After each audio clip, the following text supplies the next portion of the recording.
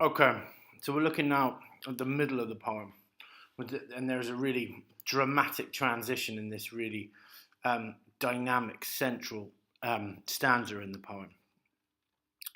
Sometimes the sudden rush of fortune in that line, and actually in multiple places throughout this stanza here, sometimes the sudden rush of fortune, the municipal pipe bursts, silver crashes. There's both of the sibilant sounds here. So the sibilance that we see here is an expansion of the sound that we see in the opening. We have the small splash, and it mirrors the sudden arrival of the water supply. That there's this huge expansion of water that is being created through a fortunate break in a city pipe. You're looking here at all these various moments of sibilance. 1, 2, 3, 4, 5, 6, 7, 8, 9, 10 in the space of 3 lines. Importantly, the sudden rush of fortune here is a pun. It's a word with a double meaning. And it means both luck and wealth. The sudden rush of luck, of fortune, of good fortune, but also the sudden rush of wealth. So if we see it as the second option, again, it's one of those words that functions as a metaphor if we look at one of its meanings. We see water as money, and you'll see a lexis of money and wealth throughout this stanza. The municipal pipe bursts. There's another sound type of alliteration here in pull pipe bursts. They're what's called plosives. The plosive alliteration is the sound that you make if you have to put your lips together to pronounce the letter. So p and b are plosives. And I think it emphasizes the explosive power of the burst pipe.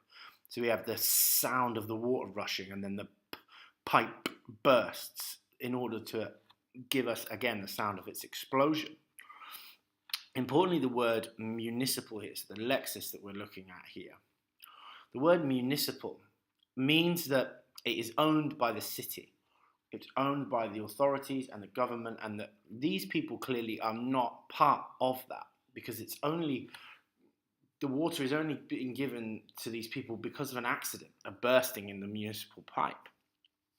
So we see that the people in this poem are marginalized as power and water is out of their hands. So that single word, the municipal pipe, is telling us about who owns this water, who has access to it, and most importantly for the people in this poem, who doesn't.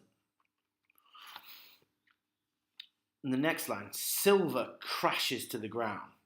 Obviously, the word silver here is a metaphor. It partly describes, obviously, the colour of the water, but it's a metaphor that shows us the value of the absent water. If you're seeing it again, like fortune, like silver, you're looking at water as if it's money, as if it's wealth itself, because if you don't have any, it's incredibly precious to you. The silver crashes to the ground, and again there we've got another onomatopoeic word that is, it's a similar device that we see in the word splash and drip. It's onomatopoeic, but here it's much more powerful. It emphasizes, again, the power of the water and its explosion, but also its power to determine the fate of these people. It crashes to the ground. The flow has found. So we've got this full rhyme here between silver crashes to the ground and the flow has found. This isolated example of full rhyme that is carried on 3 lines down. And the full rhyme that we see here, I think, gives us a sense of brief harmony. That the silver crashes to the ground and has found a roar of tongues, that people are being given water, and we have this suggestion of harmony being created through that full rhyme, which gives us, I think, a sense of momentary salvation and deliverance, that these people are having a brief sense of salvation. If we're carrying on with the religious metaphor here, that they have found the thing that is going to deliver them from death, really, through dehydration.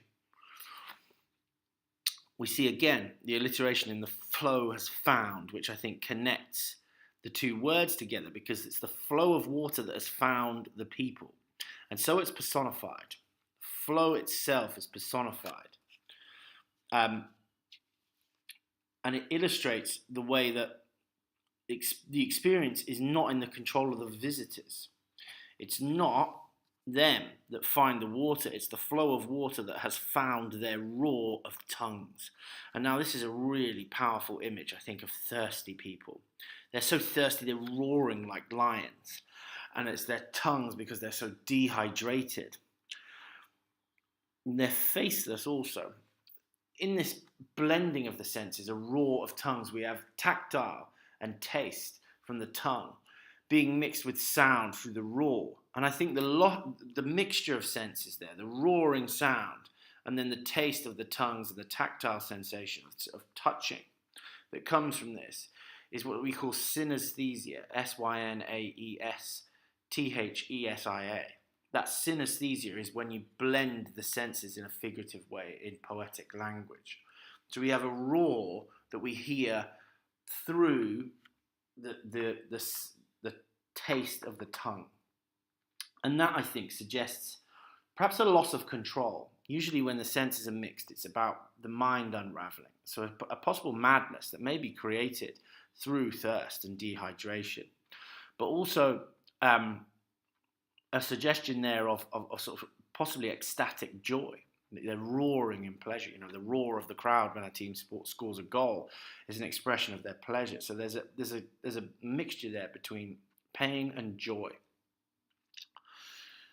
From the huts, a congregation. So from these shantytown huts, a congregation, and here what we see is a lexis of religion. And you'll see this throughout the poem, the blessing, the congregation.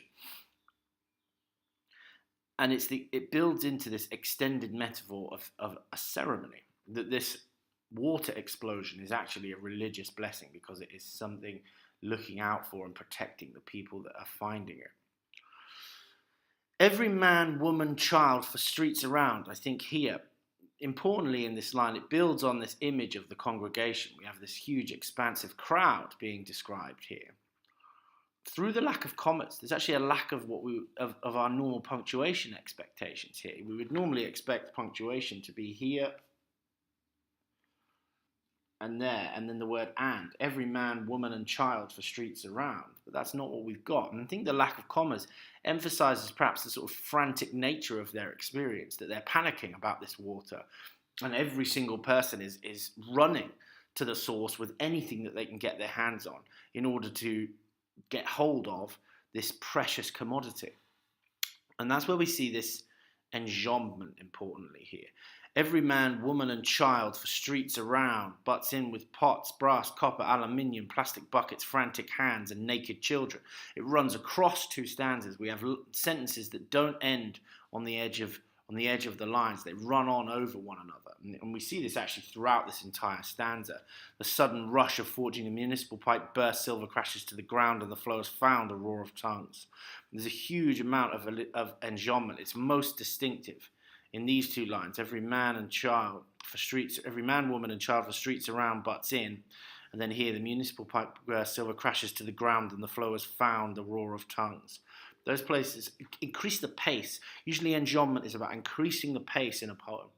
And of course, at this moment in time, that enjambment, that pace increase, I think shows us the powerful flow of water and the frantic nature of the human experience, where every person is panicking with any kitchen utensil, any object from the kitchen that will contain water in their frantic hands down to this pipe, because they know that they've got clean water for a moment.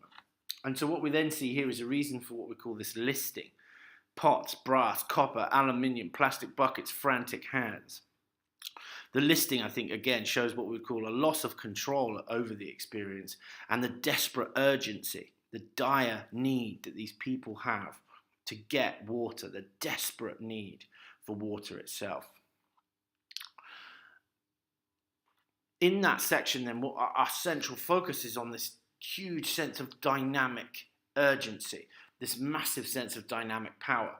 And what we see there is in the gradual tapering down of the line lengths, there's a gradual reduction of the line lengths as the explosion creates this moment of urgency and panic, and then gradually people are able to focus on the experience itself and to experience the joy. So that gradual sense of gaining control over the experience, I think, is suggested through what we'd call the tapering, the gradual shrinking over multiple lines of the line lengths themselves. So that expansion of the free verse line, again, suggests energy and dynamism, like it does in Island Man, where we have the sun surfacing defiantly and fishermen pushing out to sea, and then this gradual tapering down as the experience is controlled, the energy of the explosion is reduced.